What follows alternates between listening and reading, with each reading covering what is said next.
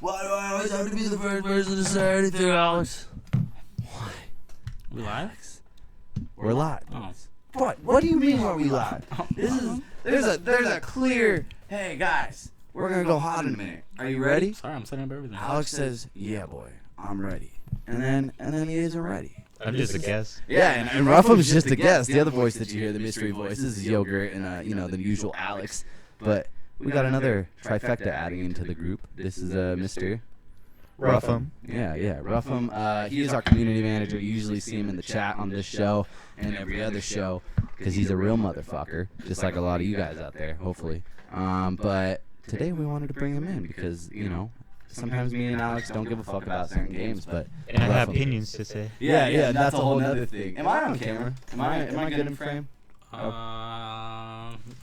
Yeah. That's a beautiful frame. What's up? How you doing? We'll get a little more, actually. You think I could scoot? Yeah. This is all important for the audio listeners. Oh, so important, Ruffle. Why don't you tell them what you do while you're here and something about the games that you play, maybe?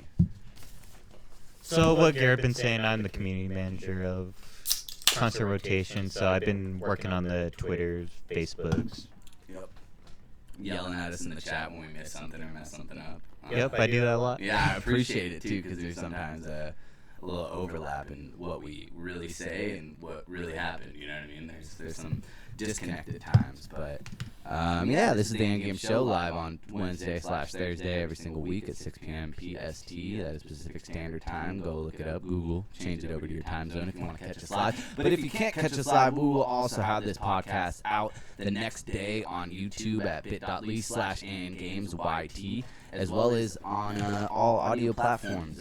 Go ahead and follow the Concert Rotation Podcast Network, which is where you will find this show, as well as the Concert Rotation Show, as well as the Daily Skirt with Garrett coming soon, as well as After the Previews making a comeback to some effect soon. Don't you fucking worry. If you are watching this, though, with your eyes and not just hearing it with your ears, you will tell that we have a whole new sidebar, whole new layout. Let us know if you like it, if you maybe can think of some changes. Maybe you could click on some of them links that I got plugged below, support this show. And if you really want to support the show, I'm going to tell you, just like the ad on the side says, go on over to gameflyoffer.com/andgames. That is the official sponsor of this show, the Endgame Show, episode 44. Can you believe it's been 44 episodes? I know we've been saying that a lot, but it's kind of impressive. First and last, 44. Hey, I like that.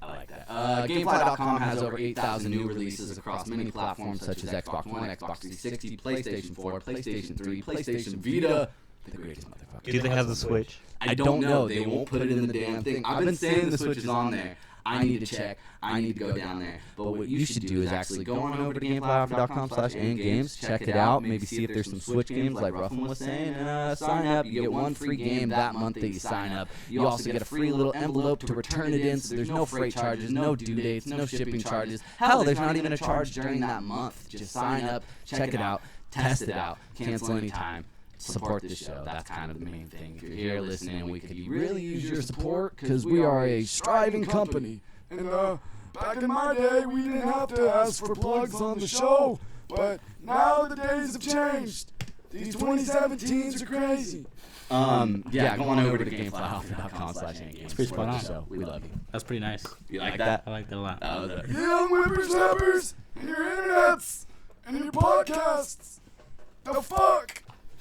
It's true though. My grandpa's like, "Hey, what have you been up to?" I'm like, "Fuck, you know, remember AM radio, Grandpa?" He's like, "Yeah."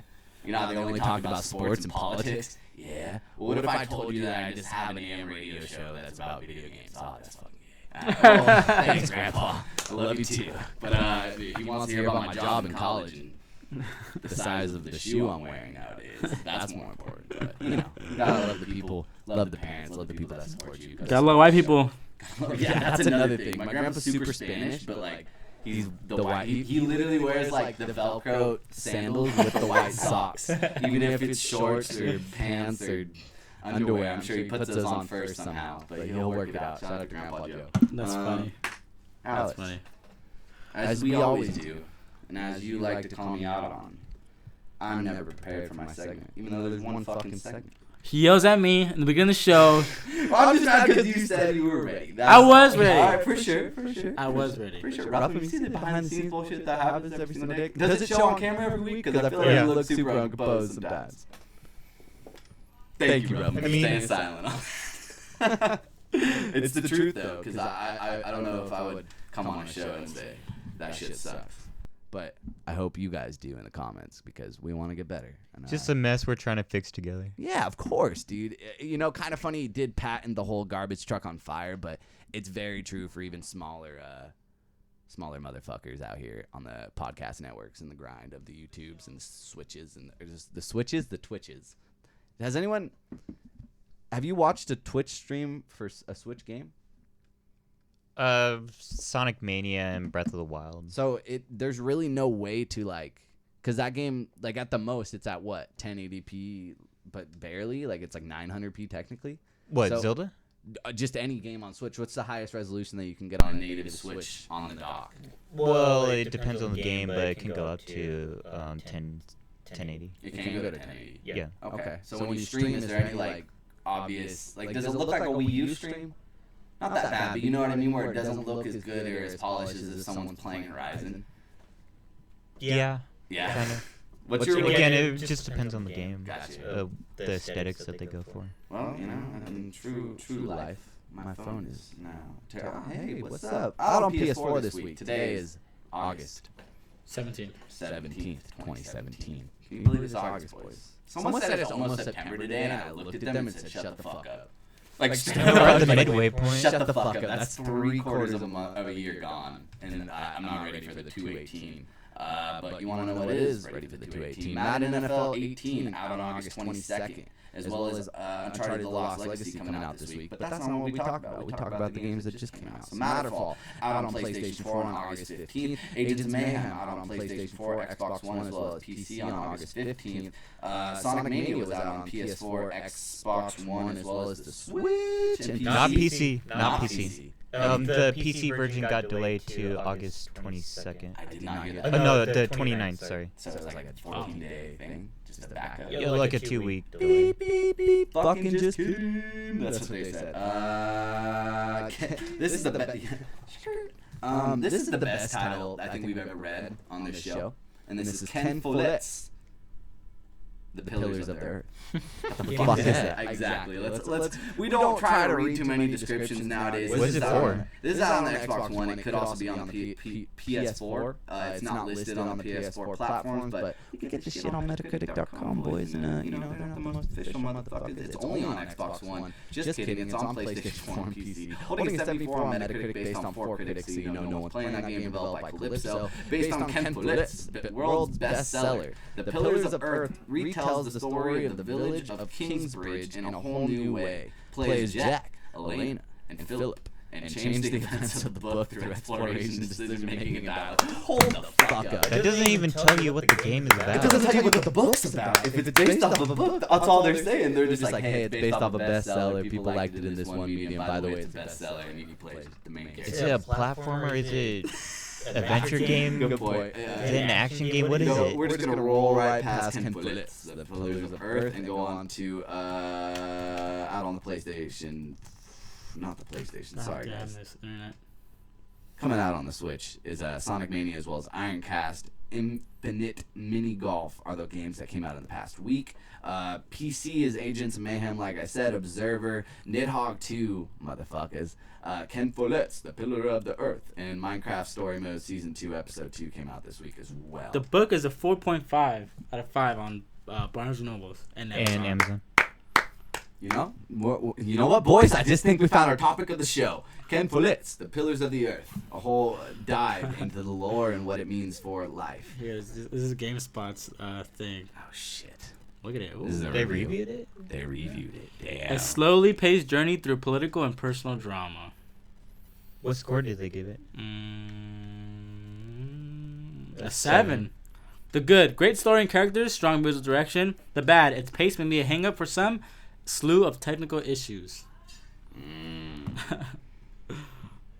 I guess. Whatever. Fuck yeah. Great. What did it give it? What was the score? It's like an anime. 7. 7. It looks That's like actually not bad. point and click adventure. Yeah, it does. No. Collar Cross Malice was out on the PlayStation Vita last month. Something in my throat. It's me being sad. Everyone loved Titanfall? Well, good, because there's a new mobile game, Titanfall: Assault. We're not talking about this, but Cat Quest is also out on the iOS, and that's kind of a cool name. Guys, pick of the week. I know I just ran through. I know what Roughums is, but what's yours, Mr. Sir? I'll save it. Damn, dude, if I had to pick one. I think Matterfall just has to be the answer. I think Unless Matterfall. you want to really vouch for Really? It's a Mayhem. Have you been seeing what people are Yes, talking about yes, on the internet? Yes, but it's holding a 74 on Metacritic. That's not the worst score that I've seen in the world. Metacritic also isn't the Bible, so that doesn't mean it's a 7 out of 10. But Housemarque has a really good seal of approval, and I really like the earlier games all the time. So I'm going to give you that. Take it with a grain of salt, because Roughum's giving some weird looks. Tell them what the people have been saying, though. Well, right now I've been playing Sonic Mania for my Switch. No, I meant Matterfall. Oh, Matterfall? Like, what have people been saying about Matterfall? I wasn't talking about Matterfall. I was talking about Sonic Mania. Gotcha. Have you been seeing how everyone's talking about Sonic Mania right now? Yes. And ignoring every other release that came out this week? It is absurd that no one's talking about Agents of Mayhem, no one's talking about Matterfall. Well, I mean, it's not absurd. I think it's kind of absurd with the Agents of Mayhem thing. Like, if Sonic There was Mania no wasn't build-up there- for that game. No, but it's the fact that it's a Volition game, it's a bigger game. It's not like these are Is just... it because it's a spin-off of Saints Row and they're not really focusing that much on it with the marketing, so people don't know it's Don't connected give me to a Saints fuck. Row? Like, don't give me a fuck. Don't give me a fuck, guys. Don't. No, don't get me wrong. Like, I don't give a fuck about Agents of Mayhem on a personal level. Like, there's nothing about that game I wanna that really play it. drives me. I like Saints Row. I I would thought like it was to a play Agents of multiplayer Mayhem. game up until 2 weeks ago, and I found out that it was a single-player game. So they have a big marketing problem with this, like a very, very big marketing problem, and it's pretty sad. What I will say though is that what is that a testament to? The whole Sonic Mania, like overshadowing everybody. Is that a testament to how good that game is and the lackluster of releases, or is it just like it's Sonic, so it's a good Sonic, so that in itself is enough to talk about for a whole like internet's worth? It just puts people that grew up on Sonic, that love Sonic, and that's really all about it. Because we're sitting at a table with a very, very, very big Sonic fan. So like, do you want to just go into the Sonic Mania impressions? Yeah, go ahead. So let's just end it there. Go check out all those new releases. Look into them yourselves. Don't take our word as solemn, but those are a rundown of a very poor rundown. I'm gonna work on this, guys. I swear. But we have a new thumbnail and a new template. And my grandpa's coming back. No, that was not even the same voice. Wow, I can't even bring back the grandpa voice. Roughum, you are literally the epitome of what it means to me to be a Sonic fan, as far as like on the level of how I'm a fan of other shit. Mhm. So please take it away as far as previous Sonic games versus this one, because I think that was something that really blew my mind, is that like we have Sonic games every single year, sometimes multiples, and they're not big titles, they're not to the same scale, but there have been Sonic games in the past where I know, because I worked in retail, like I can remember putting a Sonic game on a DS or whatever, and that's not what this is. So what's really different about Sonic Mania versus the previous titles, and what this means maybe for Sonic as a brand, even though it is kind of a remix of other shit? Alright, so let me bring this back to last year. I was at San Diego Comic-Con. Yes, I had a discussion on it on another podcast we done the Constant Rotation podcast, but that was for this year's. Last year's Comic-Con, Sonic and Sega was holding a Sonic 25th anniversary event over at the House of Blues that anyone can. He was trying to stick his gum to my soda can and it just failed, and it was the most awkward camera interaction while you were going. Sorry, dude, totally derailed, but Comic-Con. So Sega was throwing a Sonic 25th anniversary event at the House of Blues last year. I remember Sonic. Have you heard the live stream that they were doing for that event on Twitch? I did not. I heard it was a disaster. Oh, was it? There were so many audio issues with it before. Welcome to the Hang Game Show.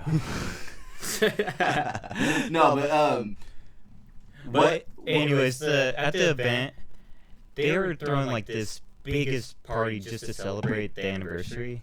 Mm-hmm. They had Crush 40, who like a band that mostly does a lot of the Sonic music there. They had all of like the developers, Crush 40 as well, the Archie comic artists and writers there to do autographs. Did that just get cut too? Yeah. It's the longest running this year ever. Yeah.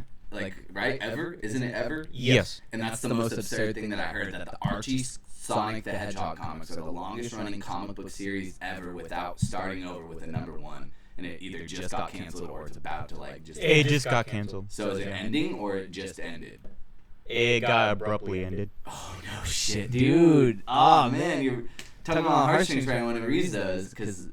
Honestly, I don't like the Sonic comics. I used to read them when I was he a really kid. sad signing shit because he knew his stuff was over? I don't know if they knew. I don't know how long in advance this was happening. That's another thing, dude. This could have been the last moment of like pure fun this guy had as far as like celebrating his art in the comic book, in the Sonic like fan base. That's weird, man. But so Sonic actually put on a full-on event at Comic-Con. Yeah. Was this the driving force for you to go? Like initially? To Comic-Con, yeah.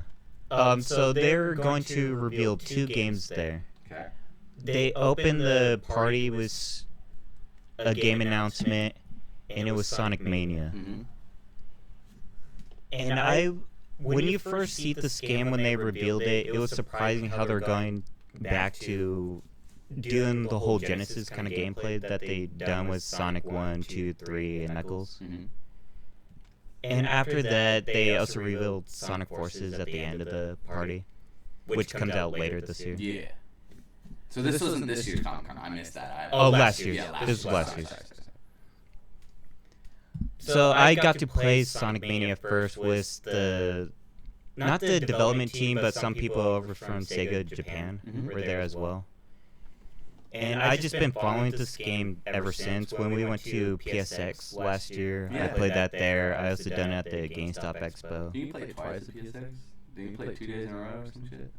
No, I only played it once, but... Did you do Sonic Mania then Forces another day? Why don't I Yeah. you? Okay, that's what it was. Okay, cool. Because I literally remember standing in the indie section and being like, hey, what'd you play today? Blank, blank, blank. Can't wait for this other Sonic game. And then next day, what'd you play? Blank, blank, blank. I like this other Sonic game. So I don't know if it was Mania or the other, but well, this is focused on Mania. But that's been a long time coming for you, dude. I'm excited for you because this is a game that, one, you were excited for over a year, and 2, it paid off, which is some of the hardest shit to do nowadays with anything, man. Like, we talk about games every single week, so it's hard. We were just talking about Uncharted, that it's hard for us to really wrap our heads around, like, we don't have the same excitement. So how did that feel, man? What made this game so much special is that the Sonic team who makes, all of these Sonic games didn't make this game at all. It was fans, like the community made this game that Sega hired. So, like, these are people who are doing mods online, or what do you mean? Alright, so there's this one guy called Christian Whitehead. Okay. He worked on Sonic fan games in the past, and he was trying to work on a retro engine for iOS so he can port Sonic CD on there. He was just doing that like as a project. At the time when Sega were trying to port Sonic 1 and 2 on iOS and Android, Psych. when they caught the attention of Whitehead trying to do Sonic CD, they actually hired him to do the port. And they couldn't emulate it correctly, so Whitehead just redone the entire game from scratch. Oh, shit. They also had another guy. I want to get his name correctly. And that was an individual. Yeah. Made the whole game back, or the shit from scratch. Two guys. Okay. Christian Whitehead and Simon Tomley, who also goes by Stealth Online. It's just all the names. No, yeah, but that's very cool because you don't see that. And that really does go to show that, like... I got that from this year's Comic-Con, by the way, and I got it autographed by the Sonic Mania team. This is awesome, dude. I just, like... Sonic is something that is, like, I don't know, Mega Man. Where, like, you can hear someone who's a big fan of Mega Man talk about Mega Man for years. But, like, I can't really wrap my head around it beyond the idea that these are games, like, IP of the past, kind of. And that they're struggling to find their footing in a modern-day setting when we have, like, big-ass games like The Witcher. It's kind of hard to go back, you know, and that's a modern take of how people, like, most gamers aren't playing older-style games. They look at Shovel Knight, see it has 10s across the board. That's actually where I want to get the point at. You haven't seen this much passion in a game since Shovel Knight. That's beautiful, dude, because now you're making me want to play it on the Switch, man. How much is it on Switch? What's the price point here? $60? It's $20. Wait, really? Yeah. The game is $20. So you didn't get my pick of the week is not Sonic Mania. No. You didn't get the collector's edition with Sonic on there? I didn't get it, but my brother did. Oh. Who's the bigger fan? You were Tim. Probably my brother. Yeah. Sorry. Fuck, dude. I'm so excited to, like, just know that you got everything you wanted. What's your favorite level? What's the best parts? What's something that maybe if you know Sonic in the past, what's something that you look forward to? There are so much good levels in that game that I don't want to spoil. Okay. Since Sega been pretty quiet on trying to reveal all of these up. From the ones that I can, at least don't want to spoil, but I can say, I love what they done with Chemical Plant Zone. How much they changed with it, especially the boss fight. There are some boss fights in different moments in these levels that they do in these, because there's 12 zones in total. 8 of them are returning ones, but they completely changed the layout of it that feels like it's new. And there's 4 new levels as well. Oh yeah. So, do these new levels feel out of place? I've No. 8 new, like, old levels that you, like, people who play the games know. Like, I watched you play Sonic Mania, I think it was, and we played the Green Hill Zone, right? Yeah. And I watched you play it, and I was just like, bro, you literally are doing this, like, with your eyes closed, essentially. Like, you knew when you messed up, and it was almost like an nth of a second before you messed up, you knew that you messed up because of a certain footing that you know that's just not how the run for that realm, that level goes. And there's a certain level of comfortability where you can kind of be like, okay, this is what I know, this is what I love. It's easy for me to put $20 in for what I know and love. I'm going to avoid this new shit because it doesn't feel like Sonic. So you're saying that it equally feels Sonic-like. Yes, if you grew up with the Genesis games, especially the best ones, Sonic 3 and Knuckles, or Sonic CD, you're going to feel right at home with this game. Perfect. Ralph, any closing statements that you got for this game? Is there anything that you don't like about the game? That's a good question. No. There's not. There's one particular issue with the Switch version. It's nothing with the game itself, but when you press like the home button or you go into sleep mode, there's like an 8-second delay to it instead of like it being instantly like every other game. Stay put on Switch. But other than that, I actually don't have any issues. Except maybe one, the Flying Battery Zone boss in Act 2 wasn't particularly a big fan of that boss and how you're supposed to defeat it. But everything else runs smoothly, everything runs great. Yes. No frame rate issues, No frame rate issues. That's cool, that's good. Wait, even on Switch? Yeah, even on Switch, there's no frame rate issues. Mobile or not, or regardless? I've been playing the game entirely handheld mode. I haven't played it in dock, so. I was gonna ask you too. Did you buy this on multiple consoles or just Switch right now? My main preference is the Switch, but I also got the PS4 version because that came out earlier than the Switch one. Oh, when did it, like, by hours? Or? By hours. Since Get away. On the release on Monday night, it was up on PSN at 9 p.m., which I didn't want to wait midnight on the Switch too. Oh man. Okay, interesting. Well, thank you, Ralph, for really doing the game justice, even though like I recommend don't getting spoiled. There's a lot of big surprises with this game. no way. Really? Yeah. Okay. Is that a spoiler right there? No, that's actually the boss fight that I wasn't particularly a fan Oh, of. really? Yeah. I just pulled off screen. Sorry, but No, it's all it's good. like a weird like spider looking. I was talking about Tails being right there, but I don't know. I played as Tails. Was my first playthrough. Oh, really? Yeah. Interesting. Are you a big Tails fan?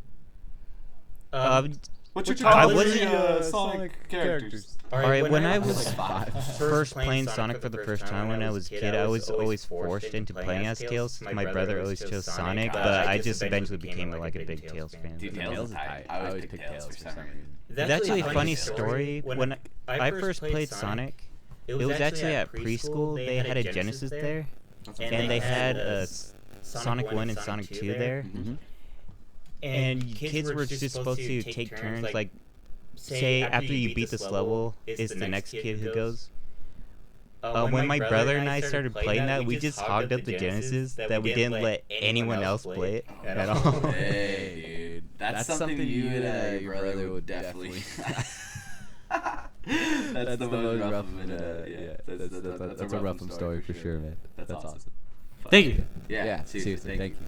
Sonic Mania, go check it out. Let us know below what you think, if you played it, or if you're going to play it, or want to play it, or don't want to play it. Regardless, let us know. Get involved in the conversation. Use hashtag #AnyGameShow on Twitter, and we will see your tweets. So let's get to the news, right? Yeah, boy. News. So, talking about the Switch, there's some games on the Switch that got added today. Let's see. You could pick up Asa Neo Geo Classic Magician Lord, a fantasy action game that originally launched alongside the Neo Geo. Players guide a magician named Elaton through side-scrolling stages to save the world from the evil Gal Geese. Jesus fucking Christ. Never heard of that game. Magician Lord retails for $8, and looks like looks like a Neo Geo game for sure. And then Jackbox Party Pack and Jackbox Party Packs 2. They're $25 a piece. These are actually really fun. Yeah, those are really fun. Fibbage XL, Drawful, Quiplash, and more. Fucking fun. Let's see. Let's see. And Skyride is also on there. An aerial action game that has players piloting a high-speed bike and battling swarms of enemies. Skyride runs for $7. And then 2 other games were also released for the Switch earlier this week. Sonic game, of course, that we just talked about, and Troll and I. Don't get Troll and I. Yeah, I heard Troll and I is very... What's that defunct PlayStation 4 game San Diego Studios that just got like officially canceled and it has trolls in the title? What's up with trolls being in the title? That's what I want to know. Did the hit film? Oh no, you're Trolls? talking about Gnomes. It was the gnomes. Yeah, my bad. Gnomes and trolls. Someone's gonna gas me. So like, well, actually, the difference between a gnome and a troll, they're not even fucking similar. Like, fuck you. I recommend seeing the Unseen 64 video on that. Gnomes, trolls, gremlins, they're all the same. Jesus. They're called Mogwais, you asshole. Yeah, somebody's in the comment section. Sorry, guys. Derail. Moving on, Marvel vs. Capcom Infinite characters revealed, and also a new trailer just got released. Today, Infinite will feature 30 playable characters at launch, with more to come, which is awesome. 30, No women now. 30 characters is a fucking lot. They have no women in that game, I heard. Really? What the fuck? Alright, come on, man. The whole controversy was Chun-Li. You actually bought that? Chun-Li, the best. Let's Captain see. Marvel, dude. The trailer does reveal the characters like Ghost Rider and Dormammu. These have been previously confirmed for the game, but not have been showed off. There's also a glimpse of Spider-Man in a black outfit. Most importantly, it looks like Chun-Li's weird face has been fixed, I guess. They can't say symbiote outfit. They have to say black outfit. Black outfit. I think they just don't want to use weird terminology that... although Venom's in the trailer. You're on games... No, but I'm saying, like, if you're my mom reading that, you're not going to know that the symbiote suit is the black suit. Well, arguments Everyone be should made. know that. My mom's not going to know that, but my mom's also not reading GameSpot, so they should know their audience that we're all nerds and we know what a symbiote is. I hate symbiote for breakfast. Let's see. Dormammu. Dormammu. So dubbed the full story trailer, this video sets up the conflict that waits Infinite Story Mode. It shows off Ultron Sigma as the game's primary villain, which we already know about. But it also teases how a disagreement over how to deal with him pits characters like Iron Man and Captain America against each other. Ooh. That's the weird thing when they showed up in the trailer. The whole point that they're trying to get at is Captain America wants to free Thanos from like a prison that they keep him in so he can fight Ultron Sigma, but Iron Man doesn't want Cap to do that, and it feels totally out of character. That does sound out of character to me. Just based off what you said. Like, I can't picture Captain America pulling anything out of prison. Because, like, the whole idea of, like, jurisdiction is what he stands for in America. You know what I mean? That, like, it feels like that would be a move that Tony Stark would do, not Cap. Exactly. Well, I mean, Civil War, I mean, Captain America wanted to... That's his friend, though. Bucky? I'm not going to get into this. No, I just mean New that, details on Ghost Rider and Dormammu, as well as Firebrand and Jeddah, will be revealed next week as part of Gamescom. These 4 bring the roster to 30 characters that will be included at launch.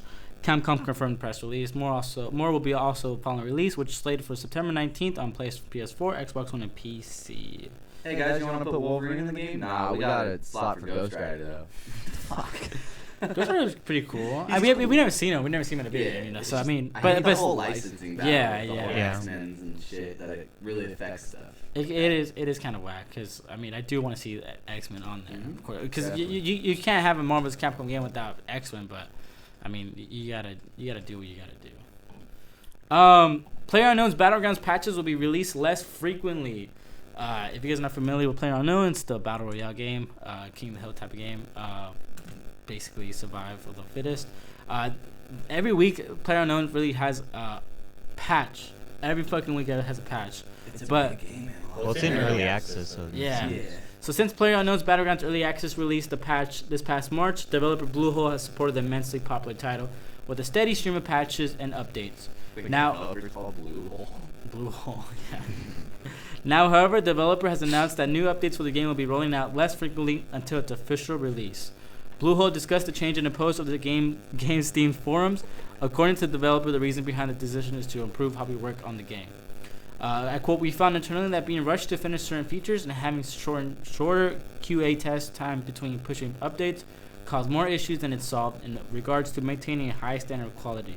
We want to put our best content out and ensure that everything we do is making the game more enjoyable with every update." Let's see. Bluehole assures that the full release of PlayerUnknown's Battlegrounds is still on track to arrive during the revised launch window. Initially, the game was scheduled to officially release on PC by the end of October, though it was recently pushed back to before the end of Q4 2017. The game is also slated to go into early access on Xbox One late this year. Yeah, so that is your update for PlayerUnknown. I feel like every single week, though, it's insane that there's just more news, more good news, more announcements, more records being broken. Like, this game is going to be in the news. No, sorry. Speaking of why did I stop you? Yeah, so speaking of broken records, PlayerUnknown's Battlegrounds sells 7 million copies, passes 600,000 concurrent users. This was reported yesterday by Eddie McCooch, our good friend from GameSpot. PlayerUnknown's Battleground is one of the most talked about games right now. Blah blah blah. According to Steam Spy data via Metro UK, the game has passed 7 million copies sold. That's a huge number, and it's pretty impressive when you consider the game only came out in March and the fact that it remains unfinished. It's been in early access since released. Battlegrounds costs $30, so with 7 million sales, it could have brought in as much as $210 million in revenue already. As of this writing, Battlegrounds sits on the top of Steam's top-selling charts. Another figure that speaks to the popularity of Battlegrounds is 620,000 and 612. Did I say that right? Where? 620,000 and 612. That doesn't sound right. No, that's a number. It's just a dumb number. Like, to say over 620. You know, like, why did they write that? Like, the other. Yeah, that's like the number actual kind of, amount. That's yeah, so it's 620,000. Yeah, that's a number. 620. It just sounds weird. It just sounds weird. Holy shit! I don't know why I thought I could say it either. Yeah. But I just started going at it. I was like, no, this 612 is some fuck shit. Yeah. Okay. So over 620,000 people. That's Your job is not easy. Your job is not. I tried to read an ad once and it's fucked. That's the number of people who are playing the game at the same time today at peak, according to publicly available Steam data. Earlier this month, Battlegrounds passed 500,000 concurrent players, so it continues to grow. It's edged out CSGO in terms of peak concurrent players, but it's still behind Valve's hugely popular and free mobile Dota 2, which it may never catch because it's free. Wouldn't that be insane though? If that outpaced Dota or something like I can't picture Steam's highest most played game not being a Valve owned game. I've just been so accustomed to the idea that they push their games very well, they market their games very well, they're able to put it at a certain mark down that other games aren't really allowed to do because Valve's getting a cut of their game. You know what I mean? So no matter what, Valve can take a loss. That's the whole argument with PSN making games $10 cheaper. They can do that on first-party games before any other game, but they don't because that screws over, like we've been saying, partnerships and stuff. Yeah. But that's insane to think that a Valve-owned property, a system, is not gonna have the highest rank anymore. It probably won't happen, like you were saying, but the idea that we're even having the conversation this early in this game's lifespan is insane. It's It's crazy. not even out of early access, like you were saying, dude. It's crazy. This is a phenomenon. PlayerUnknown's Battlegrounds panel is coming to Gamescom due Do we to just the have a whole popularity. PlayerUnknown section of the show? Yeah, dude, this is the PlayerUnknown is fucking, I want to play it. I really do. Brandon Green will talk about the hugely popular game at the upcoming Gamescom in Germany next week in 2017. Let's see, he's gonna be appear on a panel called "My Journey from Modder to Creative Director of PlayerUnknown's Battlegrounds." So basically, he's going to be at the Gamescom just talking about how he made PlayerUnknown Battlegrounds and his dream and all that fucking shit, whatever.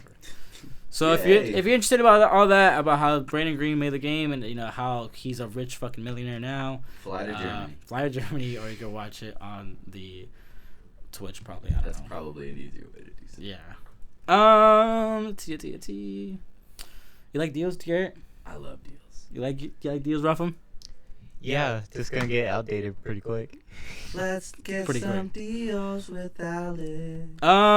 Real quick, I think the sale ends very soon. It's all good. Rush out there. Close the stream.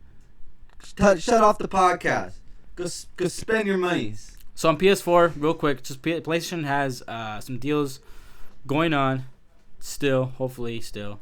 Grand Theft Auto 5, $30 for PlayStation Plus members. Grand Theft Auto the Trilogy, $17.49. Res Infinite, $18. Bully for $9. Manhunt $9. Max Payne $9. Red Dead Revolver $9. I think this is something. Oh shit! Actually, Red Dead Revolver? oh, I think this is over. Oh. Oops. Oh man. August 15th. 2 days late. 2 days late. Well, hey, hopefully you got those games. Because Grand Theft Auto for $30. Grand Theft Auto is always on sale. Look. Bully is $9. If you really want those deals, build a fucking time machine. Figure it out. Let us know. Yeah. Let us know in the comment section below if you have a time machine. Yeah, let us use it. I want to see my grandma. StarCraft Remastered out now with 4K support. Interesting. Blizzard complements the free original version with a remaster. You guys familiar with StarCraft? Not at all. What? No, I'm not familiar with I've never played a StarCraft, but I know why. I know it's a huge game. I know that people like this more than the second one. I know Dude. I get the lore around it, but it's just kind of died out for me. Maybe I never played an Star- RTS game. StarCraft. Ever. No. Okay, not even XCOM. This is No, Mario Plus Rev is gonna be my first. Hey. Jesus. StarCraft is a classic real-time strategy game, but it's fast approaching its 20th anniversary. Those who have become fans through the more recent StarCraft 2 series of games or Heroes of the Storm, which features numerous StarCraft characters, face a tall task in attempting to revisit the original game. That changes today with Blizzard releasing its first ever remaster, simply titled StarCraft Remastered. As announced previously, this overhauls some areas of the game while leaving others, namely gameplay, intact. There's a native widescreen support, including 4K with new artwork to match, and you can even jump back and forth between the new and old visuals with a single button press. You can see some comparison shots in the gallery below. Blah, blah. Similarly, the audio has been improved, while the cutscenes will now play in HD. Added matchmaking support will also help you to find a competitive multiplayer match online. So I had to throw this in there because StarCraft is a game, believe it or not, I played religiously when I was a kid. This was a game that I had. I remember I was in my grandma's house, And my uncle, he showed me this game. He's like, yo, we had to play this game. And I played it. And I was like, oh, my God, this is fucking intense. Is this the same uncle you, like, played Skyrim with? Like, Yeah. That's cool, man. Yeah. I love these stories, dude. Yeah, so, like, how the fuck have you never mentioned that you were a StarCraft nerd as a kid? Why are you not giving me that ammunition to fuck you up? Dude, 44th episode, nothing will be the same ever I can't again. give you You that. already did, dude. It's out of the bag. We just needed a fucking remaster to get you on the level with the boys, dude. No one's safe. StarCraft Remastered launches today for $15 and includes both the base game and Broad War expansion, which is the DLC, of course. If you prefer to experience the original or simply want something cheaper, Blizzard released both StarCraft and Broad War for free earlier this year. Do you watch any of the esports on StarCraft? I don't know. Isn't that like the one that's dying kind of right now? Is it having trouble? Isn't that? Yeah, it's having trouble. Yeah, because ever since LOL and shit, it's just like, man, it used to be the biggest like esport in the world, man. Yeah. Insane. I'm stoked for this. Are you gonna get down? I Get down with the get down? maybe. Like, it was so much fun, dude. The story mode and just like I mean, it's $15. $15, and like we used to have I think in the instruction manual, on the very back of the instruction manual, it told you like the cheat codes, how to do it and like how to make like the builders faster and like basically like that. So like you don't have to wait like 15 minutes for like your base to fucking build up, and like it was so much fun. I actually might get it for $15, dude. My name's Alex. I used to put cheat codes in my copy of See, StarCraft. this It is was in the not- back of the manuals. This is exactly why I didn't want to say anything about it. I love StarCraft. StarCraft in 4K. I love 4K in StarCraft. Oh my god. Let us know in the comment section below if you're excited for StarCraft just as much as Alex did. If you played it as a kid, let us know your stories. We want to know about you. Blizzard will reveal new Overwatch map, WoW patch details, and more next week. A lot of stuff's happening next week. Because the Gamescom. Because of Gamescom, yes. Blizzard has big plans for the Gamescom convention next week. Today, the company announced its lineup for the conference and includes reviews of a new Overwatch map, a Hearthstone group raid, and a Heroes of the Storm hero, among other things. We're just going to stick to, let's see. For Overwatch, Blizzard will show off a new animated short on Monday, I believe. I think that's what I heard it was. Oh, yeah, it's right here. A new animated short and reveal the next map. The company will give a glimpse of the map in a preview video that will go live on August 21st, which is Monday. And the animated short will be released on August 23rd, which is Wednesday. I thought I was reading that the next hero coming to Overwatch. And I was like, dude, they need to slow the fuck down. Dude, you just made this big deal about Doomfist. I don't know if it really made the splash that they wanted as far as social media going. I don't know, are a lot of people playing Doomfist right now? Yeah, dude, it's pretty annoying, actually. It's like when that one dude came. Who was the first DLC character? It was, what's her name? Oh, it was the chick, the sniper chick, right? No, wasn't it Sombra? Yeah, I think it right. was. Yeah, everyone was using Sombra. No, it was Ana, or was it? Is that her name? Sombra was first. No, right? Sombra was second. So it was Ana, the sniper bitch. Yeah. Yeah. Sniper Yeah. woman. Yeah, sniper. She's a cyborg. I can call her a bitch if I want. Jesus. I looked at my dad dead in the eye yesterday and said, all my bitches are cyborgs. I don't know why I said that. I don't know what the context was, but I gotta laugh. Why would you say that to your dad? Because I thought it was fun. He's like, that's not how you treat women. And I looked at it and said, all my bitches are cyborgs. Fuck, dude. What? He's a good guy. He laughed. He got a giggle. Yeah, it's funny. We're a little demented family, I say. I think every time Ruffin shakes his head at one of my dumb jokes, you just gotta talk to my dad for a minute. It's hereditary. My children really scream. We Happy Few release date, PS4 version announced. And publisher. Fuck. We Happy Few, the unsettling first-person game showcased during Microsoft E3 2016 press conference, is currently available in early access and game preview for PC and Xbox One. But now we know the full version is set to launch. Developer Compulsion announced that the title will receive a physical release courtesy of Gearbox next year. In addition to the aforementioned platforms, it will also arrive on PlayStation 4. That's the news. What's interesting about this is that Microsoft is losing an exclusive with this. Yeah, but I want to go back to that 2016 press conference, and I want to guarantee you that it says, like, early access exclusive or early access exclusive, and like they're just using any terminology that they can get to make it sound like they have exclusive games. I don't know if this game was ever like that's the argument that I or at least like a timed exclusive. I thought it was or something like that. exclusive. And this was one of the games where I saw it and I was like, oh, people are comparing this to BioShock. I can see the comparisons. This interests me. Maybe I'll keep an Xbox around. But losing this to Gearbox of all people is not even like PlayStation. Well, they weren't publishing it. They're Gearbox. Like they didn't have a publisher before.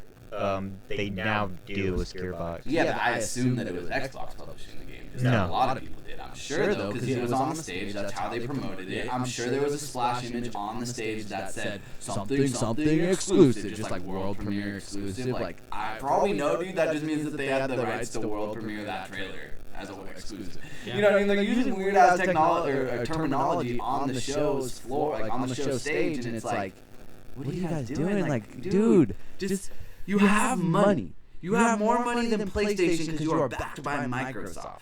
And you don't have money to throw at developers that are making decent games right now to at least make them your first-party studios. Just say, like, hey, we're taking a 4-year action plan to buy all these studios now in 2017, and then by the time that the next generation starts, we're going to have so many fucking first-party kick-ass exclusive games that people aren't even know what they're doing. You gotta play the long haul. And maybe losing the happy few is one of those things. Let's save that. I love where you're going with that. Let's save it for the topic of the show. I love where you're going with that, though. Save that. Because that's topic of the show shit right there. Yeah. Knowing the whole. Yeah. I just want to do a correction. I believe this game was on Kickstarter first. Maybe. Okay. And then Microsoft just went to this game so they can showcase this for their early access program. They didn't have anything when it comes to like publishing. Or anything. But roughly, that's not the point. The point is that the way that this was marketed was always synonymous with the Xbox brand. Yeah. And for this to be the first time that we're hearing the words PlayStation 4 is interesting to me.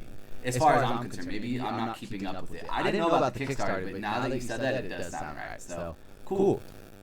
We Happy Few will launch worldwide on April 13th, 2018, and the final release will contain new content, of course. That includes a full-length campaign featuring 3 moderately terrible playable characters who each have their own reason for giving up their artificial happiness. $50. Red Dead 2 comes out like the same day. Like, why do you call it a date that early? Like, I know, it's yeah. such a weird thing. I believe this game was originally $30 on the early access program. Yeah. As well as more than 250 encounters. You can watch a new trailer for the game above. So there's a new trailer live. You can actually check it out. It's going to retail for $60. Those who pre-order the game will receive a bonus Jolly Brawly Parasol weapon. Gearbox is also releasing a limited edition We Happy Few collector set, which includes 60 60s themed items such as replica Bobby mask, lamp, alarm clock, vinyl soundtrack, and other items. However, it will not include a copy of the game, so that early access players can purchase it separately. The collector set runs for $150. What the fuck? For an unproven IP, I don't know why you want to put down that much money on it. Yeah. That is very, very, very strange. Are you guys excited that you don't have to only have an Xbox to play this? I mean, it probably would have came to PC, but you know. It was it was their main focus on PC. Yeah, I mean, I'm pretty stoked about it because I remember when it first got announced, I was like, I wanted to play it, but I was like, oh, it's an Xbox. Yeah. No, I lost interest in this once it went on early access on PC. Did you play it? No, I didn't play it. When they showed the trailer that made it look like BioShock with the single-player campaign, that is not what the game actually is. It's a survival game that you would see on PC, like, say, DayZ or something. Oh, interesting. I mean, And people didn't say it was that good, at least when it came out in early access. Yeah, based on what you're saying the game is, based on what I interpreted the game is, there's definitely a disconnect. And that's not a cool thing to do with your marketing, in my opinion. Yeah. Moving on. Shenmue 3. Shamu. Yeah. 3 now has a publisher, and Deep Silver to publish Shenmue 3 globally. Shenmue 3, you probably guys might not even know, Shenmue 3 really has a pretty close fan base. Like the fan base is really tight with this. So most of it, I mean, do you know? I mean, I remember talking about Shenmue 3 a while ago, early in the episodes, but Yeah, I'm aware of this game. Yeah, just I know never you played are. it. I've Yeah. never played any Shenmues. Like I've said, like I don't really have a thing, but I know that Shenmue 3 is a big deal for people who are fans of Exactly, that yes. because it's a long coming thing. Yes. So after a record-breaking Kickstarter campaign, Shenmue 3 now has a global publisher. Finally, developer WiseNet has announced that Deep Silver, which has previously distributed Saints Row 4, Dead Island, and Homefront: The Revolution, among other games, will publish the long-awaited RPG worldwide. Let's see. Deep Silver announced news on its website, confirmed the game will be exclusively launched on PlayStation 4 and a PC, both physically and digitally. It also stated a release date is scheduled for sometime in the second half of 2018. I'm gonna Google Deep Silver real quick. I want to make a point, but I want to make sure. More Shenmue 3 news expected at Gamescom 2017. And you guys can keep up to date with us next Wednesday when we have the show. I'm sure there's a bunch of news we'll be releasing next week, and we'll have you guys updated with all that stuff. What the fuck, dude? What? Like, I just don't. Okay, so let me get this right. PlayStation announced this game on stage, saying, "Hey, we need help making this game." Or was that not PlayStation? That was just the developers on stage saying, "We need help making this game." Yeah, Are you sure? on the Because PlayStation panel they had up there, they were just announcing the Kickstarter. But wasn't it Shuhei that made the announcement? I thought it was Sean Layden. Regardless, it wasn't someone from the company that's making the game, right? No, they also had the lead developer and also the creator of the Shenmue franchise there announcing it. Oh yeah, didn't they flash them in the crowd or some shit? He was up on He was on the stage? Yeah, he was on the stage. Okay, cool. Because Okay, so you get PlayStation's help to get the game funded, but you go to Deep They Silver, didn't get help getting funded. As They were far just as announcing the a Kickstarter. platform to announce it though. Yeah. PlayStation, which made me, dude, why the fuck is Deep Silver publishing this? This is so out of pocket for me, man. Does anyone else have a problem with this? I mean, because when I read that Deep Silver previously distributed Saints Row 4, Dead Island, Homefront: Revolution, this is a games that are not anything like Shenmue. exactly. So I see the story so in people this so people who don't know what Shenmue 3 is, it's a Japanese game, a very Japanese game. Published by Sega, by the way. Published by Sega, and it's I'm trying to see what kind of I'm trying to find a description for it. I mean, do you have a description for it off the top of your head? Because this doesn't have it on here. Let me see if I can pop one up real quick. But it's a very Japanese game, very Japanese looking game. It's more like kind of like an adventure game. So It's heavily used with cinematics. Regardless, this game is now being published by the same people who are having trouble publish. Like this game is notoriously going to be brought up in the Kingdom Hearts 3 Final Fantasy 7 remake discussion. Where it's like, it already has been, but even more so since it was kickstarted, meaning that there wasn't much work being done. So when are we going to see this game 1? Will we see this game before Dead Island 2? And 3, will Deep Silver even be around? Because the only other franchise that they can add, like, go to that article real quick. I want to really break down read that to me. Distributed Saints Row 4, no one liked. Dead Island, kind of a like Saints Row 4. Okay, but it wasn't the highlight of Saints Row 3, which I think a lot of people would understand is not understand but agree with that was kind of the pinnacle of that franchise, because after that you didn't have Saints Row 5, you had Got Out of Hell, and now you have, like we were talking about, Agents of Mayhem. Agents of Mayhem. It's like something about Saints Row 4 tainted that franchise for them as far as having the confidence to go with a 5. Because if you're going to come out with a 5, even 3 years after GTA 5, you better have something cool as far as that type of game. Yeah. Dead Island. That's a game that did well. It sold well for the time that it came out, but now you're like in this development hell with Dead Island 2. And then the one that they throw out there, Homefront: The Revolution. That game had even worse development hell. Came out, no one liked it. And like those are the standout franchises that Deep Silver publishes. Metro, I think Deep Silver. Okay, Metro. that would have been fine. But are they publishing the new one? Yeah. Okay, perfect. Then why the fuck is that in the article? That's a better statement. You know what I mean? Publishers of the upcoming blank, or previously distributed the Metro franchise, the Saints Row. Like, you're calling out these games that aren't even that big of a deal, and you're like, everything I've heard about Deep Silver is in relation to Dead Island 2 having trouble right now, and we haven't seen that game in a while. Like, and it's called Dead Island, and it takes place in California. So do we see this? Do we see Shenmue 3 2019? Not late 2018. No, definitely not. I don't think it's 2018. They said 2019, 2020. Yeah, dude. Honestly, I think we're gonna see this game right around the same time as Final Fantasy VII Remake. Second half of 2018. I don't buy it. Prove me wrong. Let us know what you think below. If you're passionate about this, just give us an excerpt about why we should care. Because this is not a fit for Deep Silver. This is not a fit for Garrett. This is just not a fit for life. So here it is right here. The news following a crowdfunding campaign that ended the highest ever figure for a video game. Nearly 70,000 backers pledged $6 million, and more has likely been raised since. After Shenmue 3 was revealed at Sony stage at E3 2015, there was some confusion over whether the PlayStation owner would publish the long-awaited game. WiseNet said at the time that Sony would provide assistance on the production and marketing end, and some publishing support as well. But that manufacturing giant would not see a cent of your Kickstarter dollars, with the whole sum going to WiseNet itself. Interesting. It's unclear if the developer's arrangement with Sony remains in place following the deal with Deep Silver. So there was some deal involved with it. Like, you don't... I mean, there had to be, yeah. I mean, obviously, there's something going... It's the same thing with the whole We Happy feud. Just I thought it was more cut and dry. I thought Shenmue 3 had a pretty deep involvement with the whole PlayStation family, the PlayStation brand. And now you're bringing in Deep Silver, and it's the most left-handed, left-field, like, it's just funny to me, guys. Like, it's just one of those, like, defunct things that doesn't make sense, but money speaks. So. Now, let me bring this up. Okay. What about when Nintendo announced that they're publishing Bayonetta 2?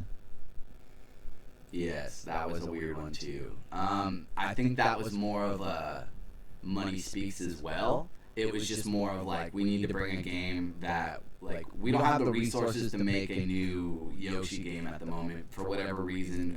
I'm just giving an example of an IP that they own. It's almost like that's an example of like, well, who's making a game right now that we can bring over from X franchise? And Bayonetta was the perfect idea. So it's almost like Nintendo went to them saying, hey, we need help, we need exclusives, we need to save this brand, like this console. I don't see that across the board with Shenmue 3, where I'm more impressed that Deep Silver had the money and the clout to actually buy it, is what I'm saying. Like, it's more of a weird thing, whereas Nintendo bringing Bayonetta in, that's not weird because Nintendo's bigger than Bayonetta, but based on what Shenmue 3 did, as far as Kickstarters, there's a fan base for this shit. I don't feel the same fan base roaring for Deep Silver games. And maybe that's a good notion for Deep Silver to bring them into the family.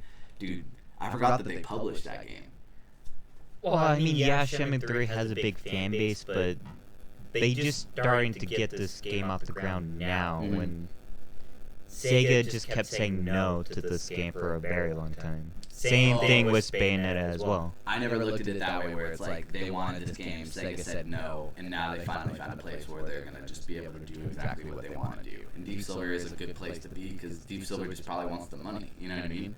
But I don't know if the direct translation to Nintendo publishing Bayonetta 2 is the same, because I feel like Nintendo was throwing money anywhere they could. Anyone who was really ballsy enough to put a game exclusively on Wii U, let alone a sequel to a game that wasn't even on a Nintendo platform prior. Like, that's literally talking to an audience saying, you have to play this here, buy our console and play it. That's literally saying, help us out. Like, as far as money speaks, Nintendo will throw the money out there. They probably maybe even lost money on Bayonetta. I don't know. I'm pretty sure. You know what I mean? Like, that's a good-ass game that I never played because I didn't have a Wii U long enough to actually play it.